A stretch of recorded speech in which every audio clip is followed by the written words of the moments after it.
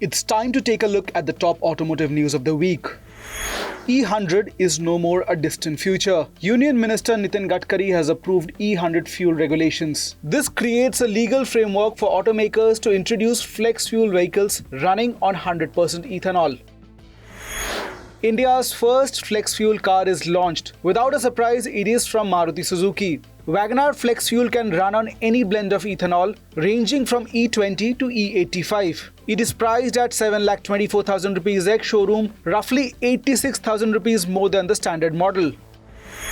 Action from the luxury car market. Mini Countryman C is introduced at 47.5 lakh rupees ex-showroom. It is being assembled in BMW's Chennai facility and hence undercuts the fully imported JCW All4 by over 18 lakh rupees. Mercedes flagship sedan is launched at 2 crore 20 lakh rupees. Meet the 2026 S-Class facelift. Unique to the iteration is a plug-in hybrid powertrain. The cabin gets a new super screen with 3 displays, deeper AI integration and augmented reality navigation.